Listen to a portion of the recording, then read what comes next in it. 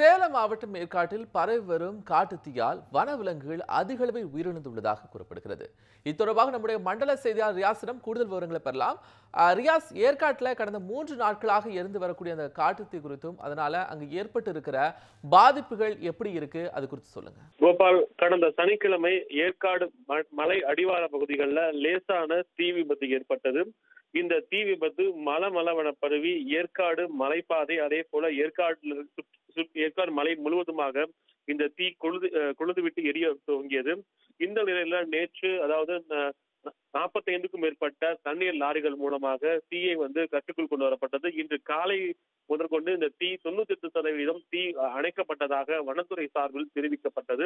மேலும் இந்த தீ விபத்துக்கான காரணங்கள் குறித்தும் வனத்துறையினர் விசாரணை நடத்தி வந்துட்டு இருக்காங்க. இந்த நிலையில இந்த தீ விபத்து காரணமாக குறிப்பா ஏற்காடு வனப்பகுதியில் இருக்கிற ஏராளமான உயிரினங்கள் உயிரிழந்திருக்கு.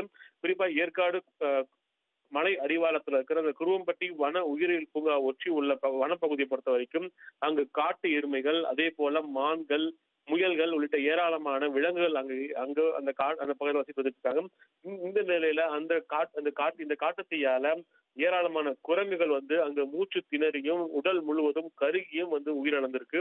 அது மட்டும் இல்லாம அந்த வன காடுக்குள்ள இருக்கிற பாம்புகள், ஏராளமான பாம்புகள், அதே போல காட்டு முயல்கள், மயில்கள் என ஏராளமான உயிரினங்கள் அந்த தீ ஏற்பட்டதின் காரணமாக அங்கு உயிரிழந்திருக்கு.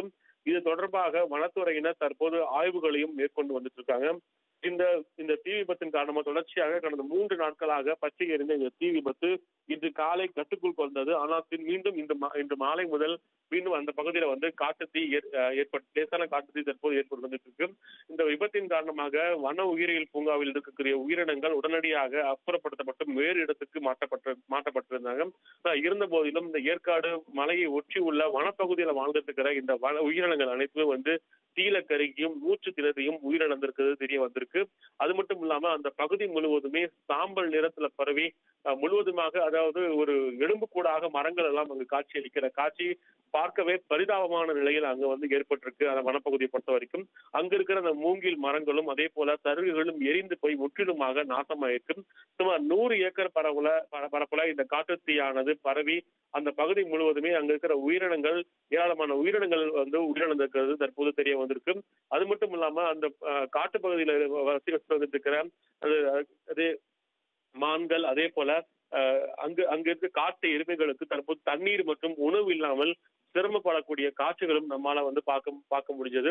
குறிப்பா அந்த பகுதி முழுவதுமே சாம்பல் நிறத்துல மாறி போயிருக்கிறதால அங்கு பொறுத்த வரைக்கும் அங்கு குடிப்பதற்காக தண்ணியோ அல்லது பச்சை இலைகளோ இல்லாதால உணவு இல்லாம மான்கள் சிரமப்பட்டு இருக்கு.